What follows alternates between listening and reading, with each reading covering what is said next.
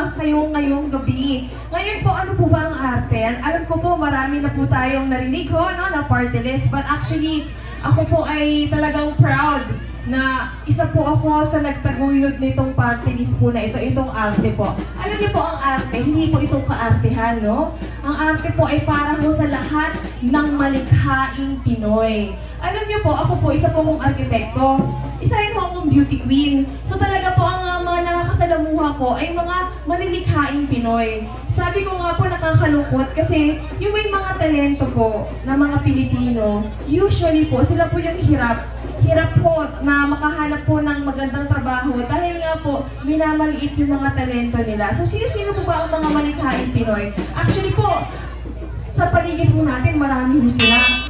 Baka po kayo yun or baka po isa sa mga kamag-anak ninyo or kaibigan ninyo ay parpeho ng ating sektor. So kasama po dyan mga arkitekto, mga fashion designer ho, yung mga sumasayaw po sa mga focus natin, yung mga kumakanta, yung mga nag-e-entertain po sa atin, itong ating mga photographers, videographers, yung gumagawa ng mga videos natin ito, yung mga nag-e-edit, mga graphic artists, lahat po yan, parte po yan ng creative sector. Kaya po, gusto po namin talagang isulong na protektahan at suportahan ho ang lahat ng malikhaing Pinoy. Alam niyo po, bilang isang beauty queen, ang sarap po sa feeling na kapag kami po ay nasa entablado, grabe po yung suporta sa amin ng audience, talagang sumisigaw po talaga sila, for sure po, pero pag meron po kayong pambato, na Miss Manila, o kaya naman na Miss Philippines, sa isang malaking patimpalak po ng pageantry, tayo po ay talagang sumisigaw, at talagang sinasabi natin, naku, kababayan ko yan, naku,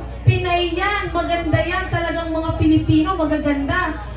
Pero po ang nakakalungkot, yung mga tao sa paligid ng isang beauty queen, hindi po nabibigyan ng maganda or ng importansya. Alam niyo po, bago kami mag-iisang beauty queen, ang dami po tumulong sa amin. Nandyan po yung mga nagme-makeup sa amin, mga makeup artists, yung hairstylist, yung gumagawa ho ng mga damit namin kapag tayo ay merong mga national costume. Nakita niyo ba yung national costume natin? Ang gaganda, di ba? Napakamalikhain po ng ating mga designers, ng Filipino fashion designers. Lahat po yan mga heroes sa likod ho ng mga beauty pageants. Kaya gusto ho namin na mabigyan sila ng magandang plataforma at ma-encourage pa ho, lalo ng mga kabataan. Kasi naniniwala po ako, ang talento po, hindi po yan basta-basta lang natututunan. Yan yung basta-basta naaaral. Yan po yung mga talent po talagang pinagkaloob yan sa atin ng Diyos. Marami ho dyan, bata pa lang nakikitaan na ho natin ng talento. Kaya po, gusto po ng arte na tulungan po itong mga may talent natin na mga kabataan na ma-improve nila. At of course, maipakita nila ang talento nila. Hindi lang lamang sa kanilang mga barangay at sa kanilang mga paaralan, pero maipakita nila ang talento nila sa mas malaking stage. So yan po ang una, malikhaing Pinoy. Pangalawa ko, isa po sa gusto na isulong ng arte party list ay ang pagtangkilik sa sariling atin. Yun po ay pagtangkilik sa mga produktong gawang Pinoy. Kaya po, ito po gusto ko po, pag-uwi po ninyo sa bahay, kung may oras po kayo, i-check po natin ang ating mga kagabintan. Tingnan po natin yung mga damit po ba natin, mga sapatos, maong, at kung ano-ano pa sa bahay. Tingnan natin, may nakasulat doon, made in.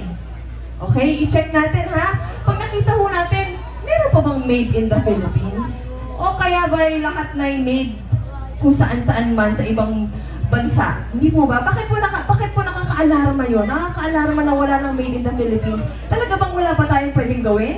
Hindi ba tayo talented enough para tayo ay makagawa ng mga produktong pwedeng gamitin ng kapwa Pinoy natin? Nakakalungkot po yun, no? Marami sa mga industriyang lokal, mga factories, mga manufacturing nagsasarado ho dahil hindi makapag-kompetensya po sa mga imported na dumarating po sa bansa natin. Isa po example, lagi ko po sinishare itong suot ko pong t-shirt. Alam niyo po, itong polo na to, simple lang naman, hindi po ba? Basic lang. Pero actually proud po akong suotin itong t-shirt na ito dahil hindi lang basta ito ay t-shirt, kundi dahil itong t-shirt po na ito ay gawa sa Pilipinas. Made in the Philippines. Hindi lang po basta made in the Philippines, no? Galing sinulid hanggang ito ay maging tela, hanggang ito ay maging isang t-shirt at naimprentahan, nalagyan ng design lahat po yon isang Pinoy o maraming Pinoy ang gumawa. Kaya po sabi ko, kapag tayo ay nagtangkilik ng sariling atin, pag tayo po kasi ay bumibili ng imported, no? Ang natutulungan na natin yung manininda. Pero pag tayo po ay nagtumangkilik ng gawang Pinoy, hindi na yung nanininda ang ating natulungan. Pag itong t-shirt po, bumili tayo ng isang t-shirt, no? Ang natulungan po natin, una-una ay nagtitinda. Pangalawa ko, yung nagdisenyo po, no? Ng t-shirt natin. Pangatlo ko, yung nag-imprenta ko, no? Yung mga printing services. Pang-apat ko, yung mga mananahi po, na nagtahi po at nagbuo po ng t-shirt. Panglima ho, yung mga mekaniko ho na nag-check po ng mga makinarya na gumagawa ho ng tela. Yung mga knitting machines ho. So, ibig sabihin sa isang t-shirt, 5 tao na yung natulungan mo. Ganun po ang magiging, kumbaga, kapag tayo ay nag-support ng lokal, mas marami tayong trabahong magagawa. Mas marami tayong Pilipinong matutulungan. Kaya po, isa po yan sa talagang malapit sa puso namin. Kasi nga, napapansin ko nga po pag sa beauty pageant, pag Philippines, proud na proud tayo. Pero kapag sinabing gawang Philippines, parang hindi po tayo natutuwa. Parang tayo ay nahihiya.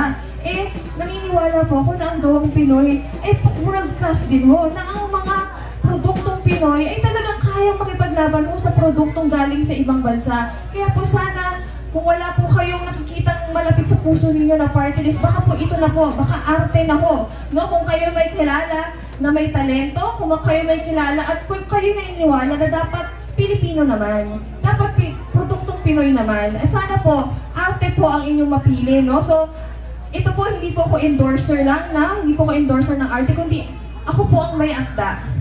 Kaya po proud na proud ako dito kasi part ito ng advocacy ako na iangat ho ang talento at gawang Pinoy. At kung kayo po ay naniniwala, sana po ang mapili po ninyo sa inyong puso na totoong party list ay ang arte party list ho. 14 ho ako sa balota at makakaasa ho kayo na itataguyod po natin ang lahat ng malikhaing manggagawang Pilipino. Maraming salamat po. Again po, ako po si Architect Shamsi Supsupli. Basta arkitekto sigurado. Arte party list, 14 sa balota. Maraming salamat po.